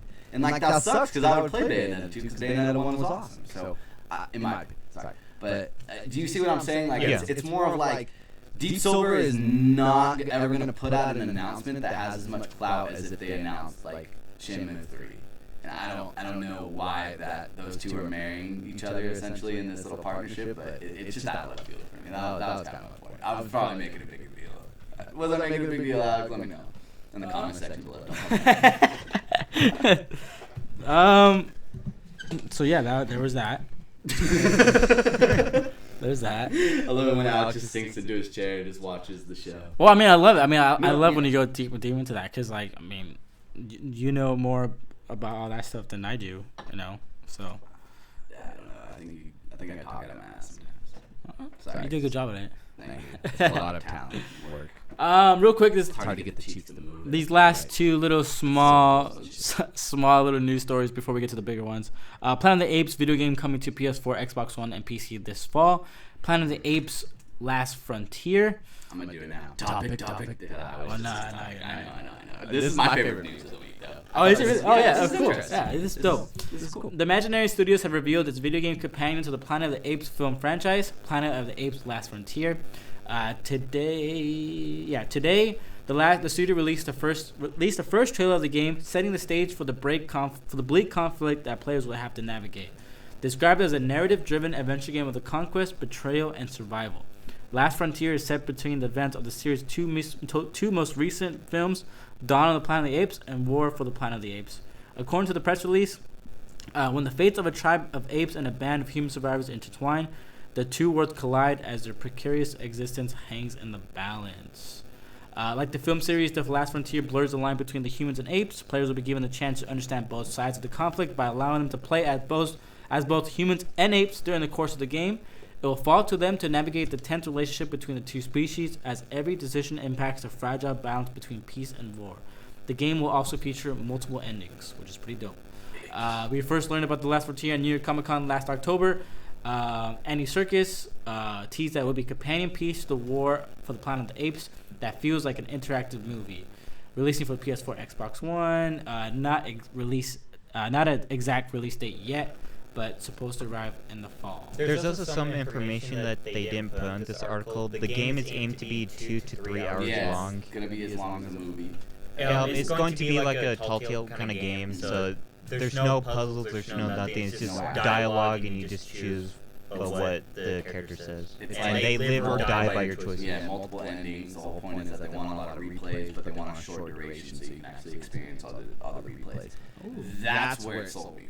I thought this was going to be like, you know, back in the day in the good old 2007s when, Wolverine Origins was coming out, we had the kick-ass Wolverine Origins game. Yeah. And that same year we also had like probably a Spider-Man movie come out or some shit, and then there's probably a Spider-Man game that probably wasn't good because it wasn't Spider-Man 2 the game. That's what this reminds me of when you read that there's a Planet of the Apes game coming out in 2 months, and then there's a movie that came out 1 month ago. That's like, this game is so bad that we don't even want to fuck with the marketing of this movie. We're going to wait till the movie's out. People have seen it. It's done in theaters as far as the big theaters, and we're going to now announce it, throw it out there, make as much money as we can. Probably not a lot. Good luck. That's literally what it screamed to me till I heard the whole passion behind it, man. If I read the IGN article correct, I believe the motion capture team is working on the game. That's what I'm saying. It's literally a passion project for these guys. Andy Serkis has made a part of that what's it called? Visual effects studio. Made a faction of it and just made this game studio. They have ideas and they want to do something. And Imaginarium Studios. how good do you think this could look, Ruffum? Because like you and I both know, as like being bigger movie buffs at this table, as far as like technicalities, like the apes in Planet of the Apes Are lifelike as they can get. It's as good as it gets, honestly. Like I think, I don't know, dude. Like there's no way that any movie beats them at the Oscars this upcoming year as far as visual effects. Like I just don't see it. You know what I mean? It's like a makeup level of like Dirty Grandpa, but put it into ape form, and it's as good. There's no way that you can watch a movie with that much dialogue. I'm with pretty apes sure you're on gonna screen. see like I'll some look at it. obvious ones, like say Transformers on there, but just what they done was War for the Planet of the Apes. I don't know how you can beat that when it comes to the visual effects. Whoa. Sorry. baby. So baby, when you talk. I had to plug in my laptop because I was going to die. I accidentally unplugged the TV. Ah, dude, it's all good. Life happens. I don't even have to record. Sorry. You get to see issues live. Technical issues. Hey, if there's a forest fire, you tell your mom, Johnny. Fucking, this game though is going to be interesting because it's going to be short. Anybody cannot, like, you're never gonna have an excuse. Like, did you play the Planet of the Apes game? Didn't have time. Shut the fuck up. Like, you got time because they intend for you to play it multiple times. The idea that these characters are probably not going to be like Caesar and stuff. That's even more interesting to me because if they're saying that characters can die, can't kill Caesar if he's in the next movie. You can't kill anybody that's in the next movie. So these are gonna be characters that like are literally in the grunts, I would assume, of this ape culture. And like, Yeah, they had a gameplay video up on IGN. It's new characters that we've never seen before. Oh really? I'll fix this. Alex, apes Oh, together, that's what it strong. was. I plugged something. Have you seen any of the Planet of the Apes? Dude, I've seen just the first one, and I haven't seen the last two ones. Strong. I'm pretty bummed I haven't. My movie backlog is fucking ridiculous. I Plex though. I could watch again all of them. Have you seen the Emoji Movie? Don't see that movie. I seen it. What's up, Ed? So you guys are stoked for the Planet of the Apes movie? we already seen it. I mean, not the movie. I'm excited for the movie to come out on Blu-ray so that I No, can not play the this movie, game. the and game. Then, no, but I'm saying I can Oh. play this game. I can watch Dawn that I have on my shelf right there. Play this game, and then hopefully getting new experience for when the Blu-ray release comes out for War, because this game literally takes between, and where you see the movie War start in comparison to where Dawn ends, you know that there's a lot of time and a lot of stuff could have happened to fill in, and that's where we're at. That's what this is, and it's like. Cool. The fact that the same people are making this that worked on the movie means that they want to tell the story. That's dope. I'm just worried, just because you make these amazing effects in movies doesn't really mean that you're going to be good at doing game design. Definitely. So that's what I have. But as far as, do you think the But game's where gonna was this? look as good as like some of the cutscenes, or what did If this? they have enough budget on this, Sure. since it's a new That's the key. studio And they don't working on publish this it right game. now. Yeah, so But that's cool that it's ready to go and they're putting it out there. This is interesting, dude. I didn't see this. This is cool. Yeah. Another Xbox One game. X1 backwards compatible game comes out on. Fuck, dude. Battlefield Bad Company is now playable on Xbox One. and Metal Gear Rising Revengeance. And Metal Gear Rising Revengeance too. So Battlefield Bad Company is probably a lot of fan favorites. So a lot of people who like the Bad Company series. I remember playing the second one, I believe, and that was I only played two. that was like the really cool one, the fun one. So That was where Battlefield really caught its footing in the mainstream, I believe. Yeah, That's when yeah. I became like I remember I was sitting with my friend Brad, and I was like, "Bro, you play Call of Duty?" And he's like, "What the fuck, dude? Like, get the fuck out of here! I played Battlefield." And I was like, "What do you mean Battlefield?" He's like, "Bad Company too. You know what that is? There's vehicles and shit." And like, I'm ignorant at games. I didn't even play games. This was right when I got my first PS3, and like, I was really just mainly a handheld gamer or a Wii gamer before that. So it was like I came late to the PS3 generation, picked up Call of Duty. I got it for Call of Duty because of my homie, like Cameron. You guys know, Cameron. To try and wrap your head around that there's another Call of Duty-like game that isn't Call of Duty when the only game that you play is Call of Duty is such a hard concept to wrap around. But when you really think back, Battlefield Bad Company 2 in a lot of ways was way more innovative and just like progressive for the time. This is like 2009, 2007. How surprised were you when you found out about Medal of Honor? Oh, super surprised, dude, because I actually played I'll think of the Medal of Honor subtitle for the one that I'm talking about. Warfighter. Warfighter? Yeah, there you go. Yeah. The worst one in the series that killed it off? That's the one I played. Yeah, that's one I played too. I bought your game. Bring it back. So let's see if you to purchase it, it's only $15 to the Xbox store, and Battlefield Bad Company 2 is already an Xbox One backwards compatible game, which is pretty sweet. Batman Arkham Origins and Metal Gear Rising Revengeance is also it recently just got announced for that too. Don't hate on Arkham Origins, guys. Come on, it's not cool anymore. Why did a lot of people didn't like that game? Because it was marketed as one thing and then it became another thing, and then it wasn't made by Rocksteady, and Rocksteady shit on it. It had some glitches and issues when it first launched, but after that, they did fix The it. main boss fight didn't like shit freeze and like lose saves. I believe you had to go to towers to do fast travel, and I got stuck in one of the towers. Oh no. And I just couldn't do anything about that other than just resetting the game. That sucks. Fuck, that sucks ass. So, big PS4 update 5.0 officially revealed, and here is what it does. This is new to me. Sony officially revealed what's coming in. Jesus. Yeah, Sony has officially revealed what's coming in the patch. In short, there are a few huge features, including the update, which is out today for select beta testers, but lots of small improvements that should improve the system's functionality overall. Some of the enhancements center around streaming using the PS4's built-in broadcasting compatibilities. PS4 Pro users will be able to stream in 1080p and 60 frames per second, provided their connection is strong enough. And PSVR users will be able to see new messages and comments through while broadcasting.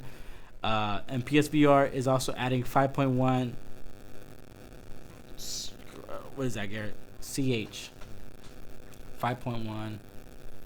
channel? 7.1 Virtual sound, surround sound support. I don't know what CH is. Okay, I thought you were. Let's call him Chains. Remember the rapper Chains? So yeah, those are the probably the biggest ones right there. Next up, the PS4 friends list is being updated with greater management tools, such as the ability to set up separate lists of friends. You'll be able to create a list of all the people you play Destiny with and send them all an invite. For example, this feature replaces the old favorite groups tab, which is pretty cool. So you could, this is my Overwatch friends, this is my, whatever, yada yada. Another move to help reduce the amount of time spent in menus, the quick menu is being updated to have more options. For example, you'll be able to check on download progress and see new party invites. You can also leave a party from within that menu and see your current Spotify playlist. I like everything you're saying, yeah. Except the fact that I can't change my fucking name. I was gonna bring that up. Yeah, dude, like, what the fuck? Let me finish it off and then we'll get into that, because that's very stupid. Notifications are also being approved when watching films and TVs, as you can now disable message and other notification pop-ups while watching media. You can also change how much of a message is displayed, as well as its color, when playing or watching any form of content. Finally, parental control features are being overhauled in favor of what Sony calls family on PSN. This replaces the old master/sub account system. Instead, one user is deemed a family manager, and they can set up other accounts and appoint them as a parent/guardian, adult, or child. Parents or guardians can restrict child accounts and the use of online features and communication with other players, set restrictions of games, restrict the use of the internet browser, and set spending limits for the PlayStation Store. Note that Sony says the first time in any North American user tries to set up an adult account, they'll be charged 50 cents to verify that you're an adult. Holy fuck, dude. So that basically wraps up all the 50 cents. They gotta get their money somehow, with this new update. What do adults have money? yeah, exactly. Sucker. Yeah, exactly. So it's interesting how it says for adults and not for parents and guardians. Yeah, it just says adults. Yeah, it does. I don't know. Because not every adult is a parent or guardian, but every adult is an adult as a parent. Sorry, I don't know what that was. It's a news story. Breaking news. Yeah. So the beta testers who are selected to take part will be able to upgrade today. Bear in mind that your console may experience unexpected issues as a result of the beta. Sony, however, you can downgrade to the current version of 4.73. Yada yada yada. Biggest takeaway here: I can't change my fucking name. Mm-hmm. Everything else is pretty cool though. Everything's pretty solid. Except, I don't really mess with parental controls, so that's whatever. Colin Moriarty, Stream of Consciousness for the Endgame Show, episode 44. It's bonkers that you still cannot change your name literally 11 years after the creation of the PSN. Sorted out. Quoting PlayStation 5.0 beta rolls out, featuring an overhaul of family management and various other enhancements that you really wanted more than changing your names, right, guys? What does Brian Altano say? Brian Altano replied saying, sorry, but PSN names are a great part of our nation's history. You can't just rip them down and change history when we can learn from it. Oh, God. Shut the fuck up, Brian. Anyway, but yeah, everything is pretty solid. It's a good update, besides the fact that you can't change your name. And I thought I remembered hearing a rumor like 2-3 weeks ago saying that the next update was gonna have name changes, but that's every. But like 5.0 would make sense for it to be. That's what we were saying. Yeah, 5.0 would have been like a good one to actually do. That's why I was like, okay, maybe that's actually kind of true. Maybe, hopefully, but if they haven't done it for 11 years, they're not gonna do it. Yeah, you're right, and that's the sad truth. It's gonna be like a PlayStation 5 shit, and it's like, god damn it. But so why the fuck? I'm just saying, like, going off of what you're saying and what you said and what we're all thinking is like, how do you just ignore this and think that having a family mode on PlayStation Network is more important? Like, how do you do that as a company? And I know you guys are winning, so you don't really have to do the backwards compatibility, like, fan service bullshit that, like, Xbox is continuously, like, making a point to say that, like, we're about the gamer, And it's like, damn it, PlayStation, just do something for us for once. Not this family bullshit so you can get more gamers in each family at a younger age. Like, smart. This is to sell NAC 2. This is all a ploy. Fuck you. Let us know what you think of the PlayStation 5.0 PSN update. And and let us know if you want to change your name as well. Oh, and there was a really funny reply to that tweet. Let me see if I can find it. This is an example of why we need to change our names. Hold on, I dropped like that little ball of gum I had on the floor. Oh, dude, it's fine. Don't step. We'll figure it out. Oh, I stepped on it. Oh, nice. Update from the gum situation from the beginning of the show. No, Haley Zorel. That's probably what she wants her PSN name to be. But she replied to Colin and said, "I'm so tired of being girly-gamer16. Come on now, I'm not 16 anymore, and that name is terrible." She looks about 18, but still, I feel your pain, dude. Like, I put 69 as mine, and I don't look 69 anymore. Aging.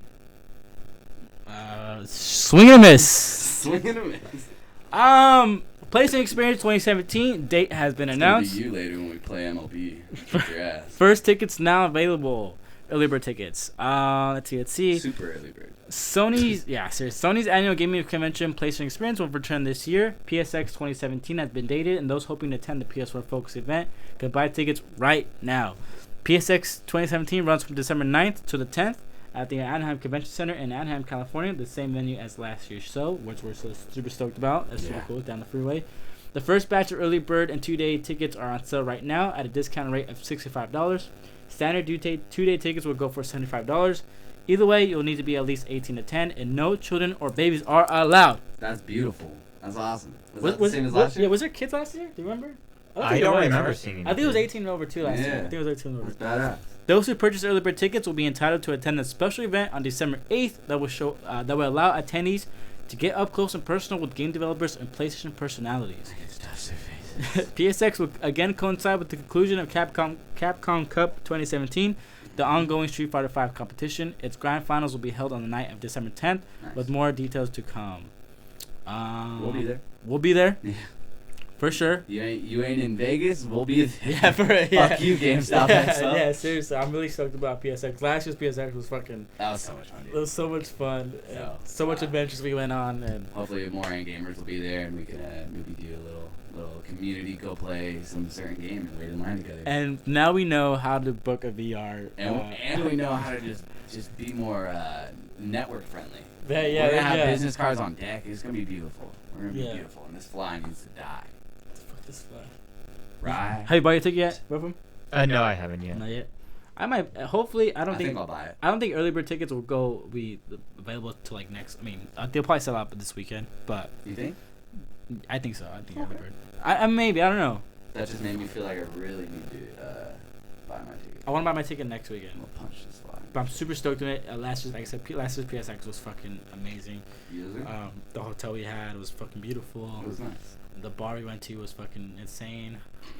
The Uber we had, thank you for the Uber. The tacos we had was amazing. I can't wait for this year's tacos and bar adventures. Oh, the tacos, bro. And Kyle, oh my god, that was the best moment ever. Kyle showing up to that random Mexican food place. Those tacos are bomb, in all fairness. Oh, they were too good. And then I got kidnapped. Yeah, that's a story for another day. Anyway. Cross rotation show maybe one day. Moving on. PS4 we had some. PSX is tight. Can't kidnap the willing. That's all I'm saying. Nintendo Switch outsells PS4, Xbox One, and U.S. July sales. The PS4 remains the best-selling console for the full year, however. I love how they do that subtitle. The NPD Group today put out its report. Today, a report for July 2017, showing that the Nintendo Switch was the best-selling console of the month in the U.S. Its success was fueled in part by the new units coming to retail channels and the launch of Splatoon 2, which was July's best-selling game, NPD analyst Matt Pescatelli said. On a year-to-year basis, however, Sony PS4 remains the best-selling console, of course. For July 2017, hardware sales in the U.S. came to 182 million, rising 29% when compared to July 2016. Pescatelli said Switch and PS4 sales accounted for most of the increase. Not a word was said about the Xbox One hardware in the NPD's report. Damn. Sorry. What do you attribute this to, Ruffin? Anything? What, for the Switch? Yeah, just July out of all the months. Do you really attribute it to Splatoon 2? I mean, yeah, Splatoon 2. Yeah. Splatoon 2 was the top selling game in July. Was it? Okay. Yes. I didn't know that. Along with sorry.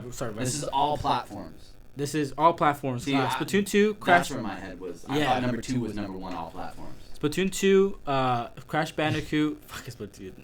Splatoon 2 ad pops up. Splatoon 2, Crash Bandicoot Insane Trilogy, Grand Theft Auto 5, Final Fantasy 12, number 5, Legend of Zelda, number 6, Injustice 2, number 7, Mario Kart 8, number 7, Mario Kart 8, number 8, Overwatch, number 9, Rainbow Six Siege, number 10, NBA 2K17. Hey, That's crazy. can I ask you, how dead is the Xbox One? How dead is it? So dead that Grand Theft Auto 5 is the #1 selling game. On Xbox, yeah. Top 10 Ah. Xbox There's a One kid games. turning 13 every day, so they're Yeah. going to be getting GTA 5. Yeah, you're right. And that's the idea for Minecraft, dude, is how Minecraft can stare at. It's like a kid turns 8 every day. Like, that's such a good point, dude. I guess 13 is the prime. You're right, dude. Because there's a certain age bracket where no parent with, a certain mind would allow their kid to do that. But, one good report card later, Johnny's got Grand Theft Auto 5. And that probably happens every single month. Not report card, Hey, Alex, how many kids do you break their heart when you try to sell a Dude, GTA 5, but you just tell the parents about the... hey, this game is rated M.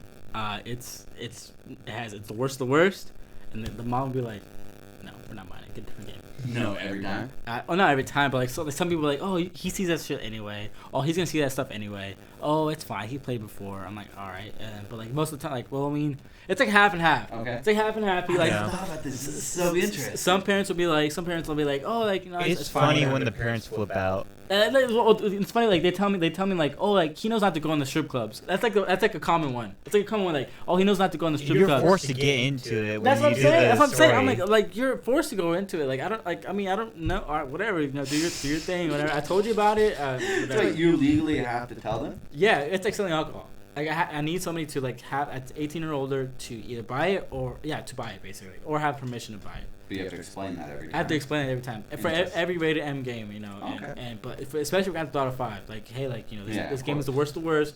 He's just going to be driving. That's it. Yeah, he's gonna be running over people. He's gonna be killing people. I think Xbox Live chat is just as bad as anything else, dude. That's what I'm saying. Like, But that chat exists on, MLB The Show. Not that, because that's not an Xbox Live game.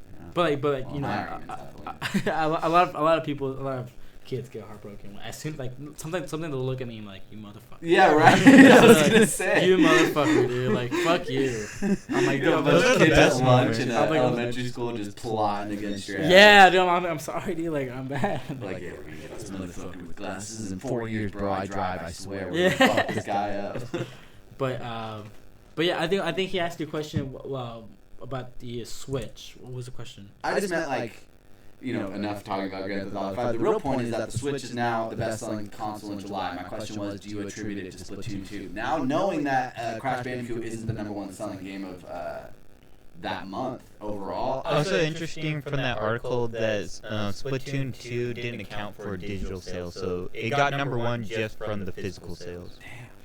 Fuck, dude, that's interesting, dude. The Switch! Nintendo! We're back! God damn it.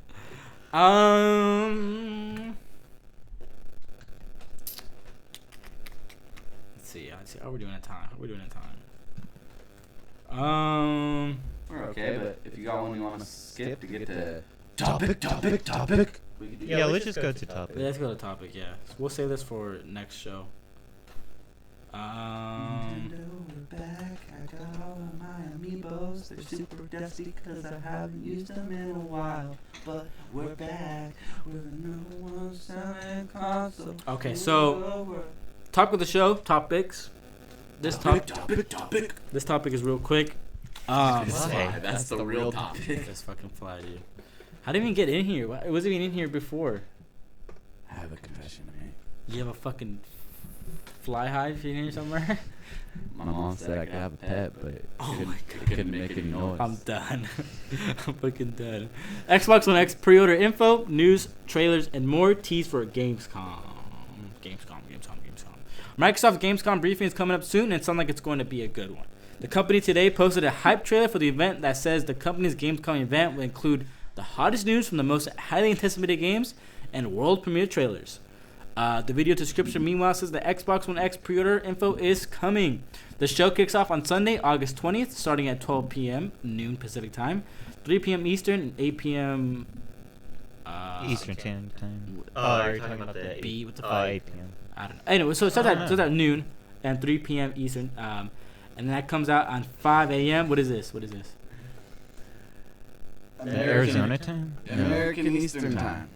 Greenwich Mean Time is what you're looking for. I've never seen that before. Anyway, no, no, this is for people in Australia. 5 a.m. for Monday, August 21st. Australian Eastern. There we go. Sure. I don't know. So the Sunday, August 20th, and then pre-orders for the Xbox One will be reportedly open on Sunday, August 20th. The console costs $500 and launches on November 7th. Xbox One is the most powerful version of the Xbox One. Blah yada yada. Will we see the pre-orders open? For sure. It has to. Has to, right? There's no way. It has to.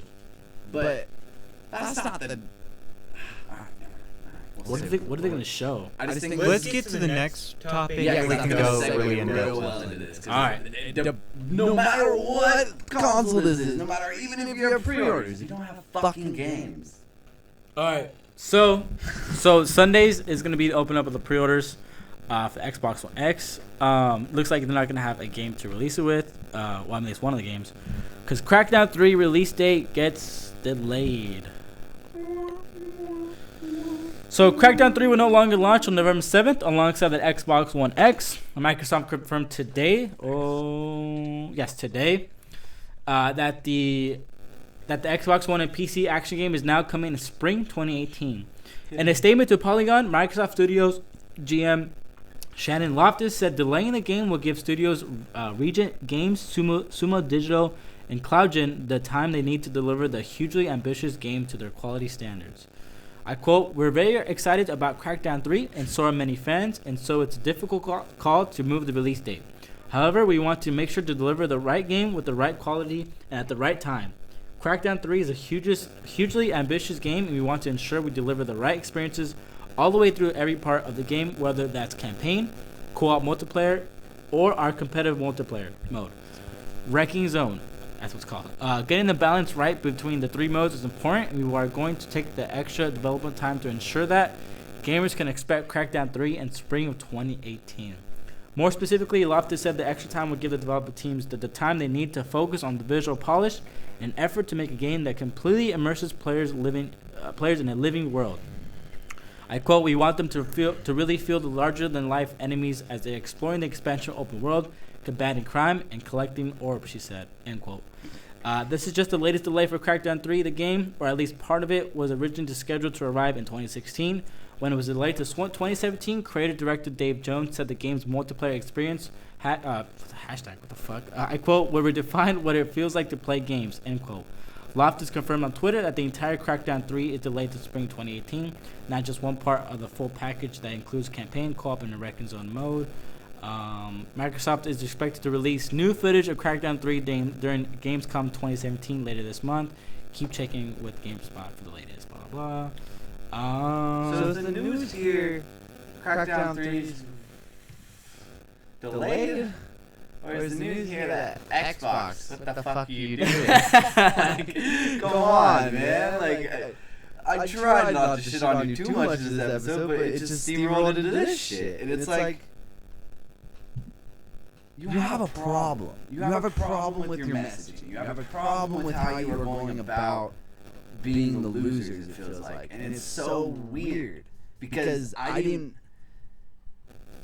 felt like PlayStation was losing so bad in PlayStation 3 era that like when I finally became aware of it as like meaning that I was old enough to understand what that meant and like, oh, these games don't sell at the same rate and like there's a popular one and a least popular one. I could tell that with the Xbox 360 because that's all anyone played really, you know what I mean? Like we had PlayStations and did you ever Yeah, I played PS. Yeah. So it's like I never felt like PlayStation ever lost track of what they wanted to be as a brand. Once they realized they were on the bottom end of the barrel. I don't feel the same way about Xbox. It's like they keep self-correcting and course-correcting and putting out these different pitches when it's like I was saying earlier and you wanted me to bring this up, you are funded by Microsoft. You have so much money to lose. You have money to invest in shit and fail, but you're not doing it for the gamer. It feels like you're doing it for you. And this shouldn't have to be the discussion because Crackdown 3 got delayed, but you brought this out because people begged you, and then you didn't have a product, and then fronted like the product was more further along than it was, and then people play it and are open about it on podcasts and on fucking preview articles and saying that, hey, this game doesn't run well. Like, just a heads up, I played this preview just this past year. Like, that's what they're saying. Saying like, no, this game is bare. This game looks rough. And you need to delay your game when that happens. The point is not, hey, you need to put out a broken game to have a game to sell your Xbox One X for. Like, you have a fucking console coming out this year, and Forza is the only thing. I would like to add something. When I went to Comic-Con this year, I did attend the Crackdown 3 panel. Okay. They showed absolutely no gameplay. The only thing they showed were the in-game player model of Tyler Cruz's character. Some concept artworks of player models. Terry Crews, sorry. You're good. And just behind-the-scenes footage of actors in their motion capture suit. That's it. That's all they showed. They did do Q&A, but they did not want to talk about anything about the multiplayer. Jesus. So with that being said, because that only further solidifies, one, why this game's being delayed, and two, why I'm not a big Crackdown fan. You can see frustration out of me just as a lover of games. Like, this isn't how I like for it to go down. When do you think next year this game will actually come out? Because I'm going to put it out there, dude. Like, I say it's after June of 2018. In which case, I think it'll come out next year. But when? Exactly what they say, spring in 2018. Cool. Because what do we know coming out in spring? Red Dead Redemption 2. Mm-hmm. God of War. Detroit, maybe, like its first half. I think they said. Yeah, I think Sony said that all the games that they showed off that had Spider-Man? 2018. When does Spider-Man come out? I think that's summer next year. I think they said it was supposed to be all spring. Yeah, they said it first half of next year, everything they showed. So that puts Spider-Man, Detroit. What the fuck is Microsoft doing trying to release Crackdown 3 with all those fucking PS4 titles coming out? Dude, it's...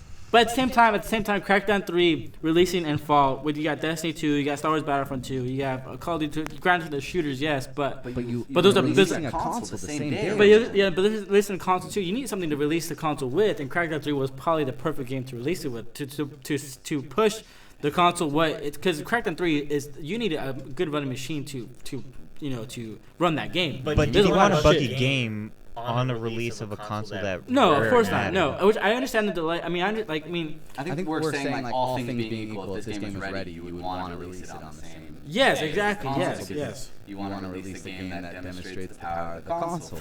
But what if they're gonna announce a game at Gamescom that will be at the launch? Okay, we will keep that as a realm of possibility because I can't tell the future. But why the fuck wouldn't they have brought it up at E3?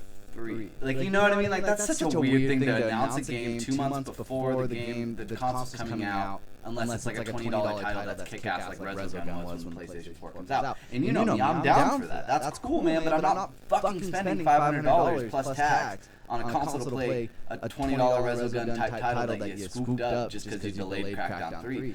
Like, no matter what, dude, this is a marketing mess. And this is the epitome of what Xbox One has been going through since they debuted this damn thing. A little fun fact too: our Microsoft rep spoke to my manager and I, saying that Xbox One X is only gonna have a limited supply.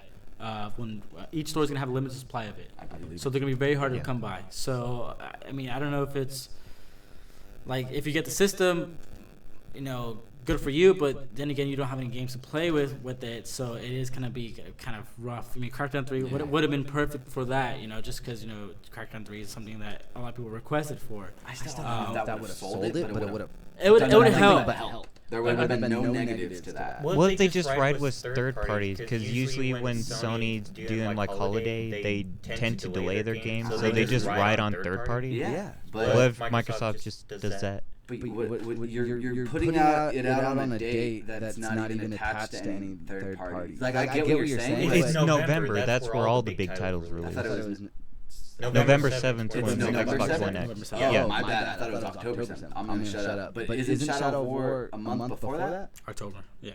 Microsoft has a branding deal with Shadow of War. But So I'm you're saying gonna see you all the play that game advertisements. a month before, and then like I just don't see that working in a way where it's like, man, I'm so glad I got this Xbox One X now because I've been playing Destiny on my old Xbox One, Destiny 2 on my old Xbox One for the past 2 months, and it's just not running right.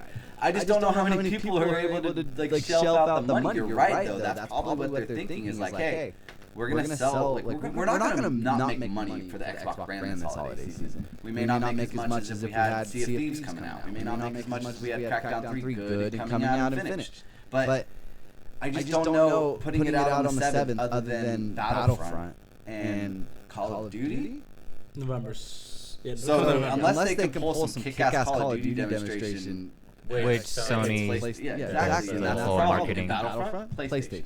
So it's like you have a month gap between the one that you're really pushing it for. But for all I know, someone could play it on Xbox One normal and just be like, not that bad. I'm cool. Do I really need this better? Like, no, because I beat the game already. Like, I just don't see this working out, and it sucks. But November, thank you for clarifying that. Because in my head, I was like, dude, they have 2 months, less than 2 months. 3 months, that's manageable. They could pull out some cool indie titles that maybe were coming out in December now. Get that coming out a month early on the same day as Xbox One X. That's interesting. I just, what the fuck, man? Like, you would think that the one people who have the most funding in the world, arguably, unless you're funded by like Facebook, like that's how Oculus is still alive and coming out with a new iteration apparently next year. Like, I just don't see these big conglomerates not having a game plan that actually reflects reflects that they're learning from the problems that they've had. Because I just don't think you would have announced a date on that motherfucker if you knew. Like, you knew it wasn't coming out because you weren't showing fucking anything at Comic-Con. And that's a smaller crowd in comparison to what you would show on an E3 stage. So, like, the amount of people that are going to talk shit, even if you showed something at Comic-Con and it was terrible gameplay, that's such a small group of people that it's not as big of a deal as if you... I understand not showing it at E3, like, to the scale that you maybe wanted to because the game's not ready, but if the game's not ready, stop acting like it's coming out, just so that you can maybe get people hyped a little bit more for this... Like, that's all it was.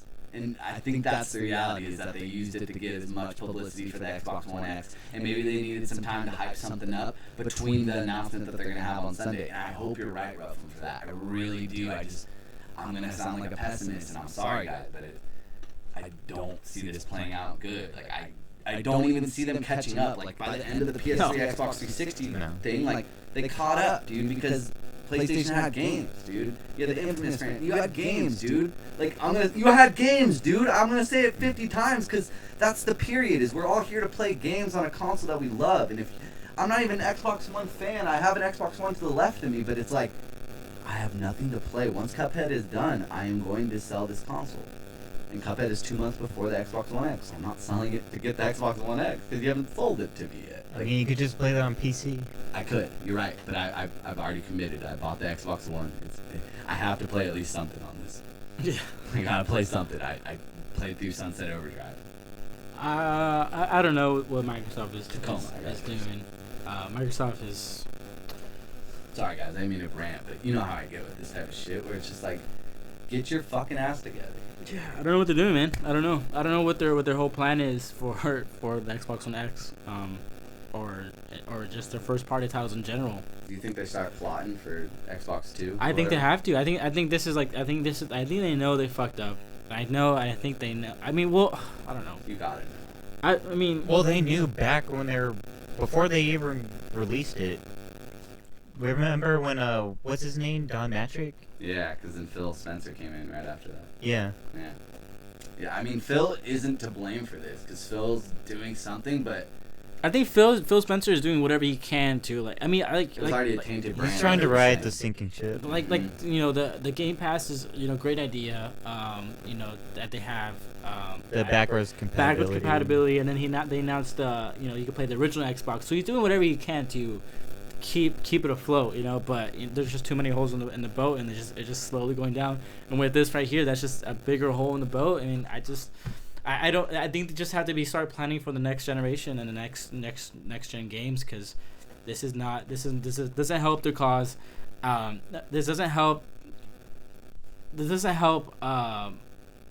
prove that the Xbox One X is something that you should all buy. This is the opposite, dude. But Do you think with them pushing so much with Windows 10 that they're just not going to do another Xbox and just focus on dude. PC gaming? I think it could be like a mirroring thing where it's like maybe you could have like a little set-top box that's like $99 and it streams like from your computer room to like your living room or whatever. If you Or don't wanna just have a make like an computer in Xbox brand computer. it. Yeah, I mean that'd be interesting. Like a souped-up gaming computer that's Xbox brand. Like maybe that's what they're kind of maybe testing it out for. Maybe that's why there's the limited release where it's like we know this isn't for everybody. And we're just trying to target the most hardcore, and the best way to get a gauge on who's the most hardcore of the hardcore as far as a sample test to lead to the next Xbox, if it is a powerful-ass PC-branded Xbox, the best way to do that is to see how many of our current people actually give a fuck about the most premium experience on an Xbox brand. Yep. And That's a good point. like, Yeah, that's a that's good idea. the best case scenario. That is genius, dude, but the fuck, dude? What the fuck? Any less comments, boys? The fuck? Disappointed. I was looking forward to this game. Yeah, dude. I think a lot of people were. Yeah. I mean, it looks like a fun game. It looks like a cool like. I'm looking forward to a working version of this game. Because I've never heard that this game works how it should. Like, it's too ambitious saying that, like, the whole explosion mode or whatever it's called, The multiplayer mode. Yeah, the super break my face mode or whatever. Wrecking Zone. Oh, was there you it? go. What it was called? There's an actual title, boys. Let us know in the comment section below what you guys think about Crackdown 3 being delayed for next year. Does it hurt Xbox One X chances? Most likely it does. Obviously. I think the ship's sailing now. It's way back to it. Hello, Forza. Forza 7.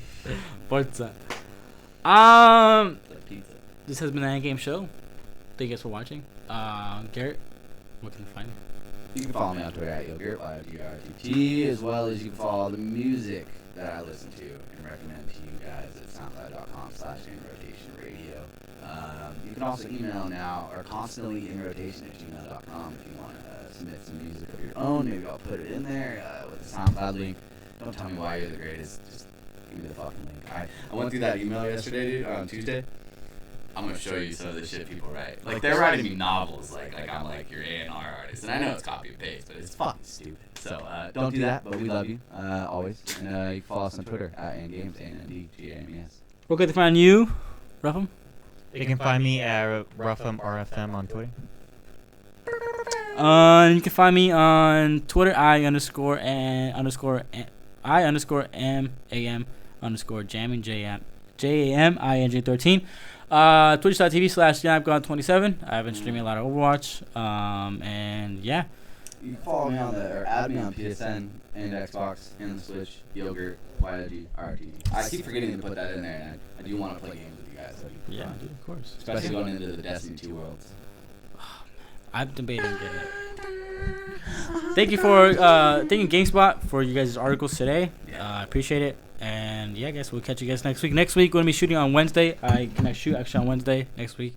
So catch us on Wednesday. We'll be shooting on Thursday this month. It's been a busy month for me. But yeah, guys, have a good week. See you guys next week.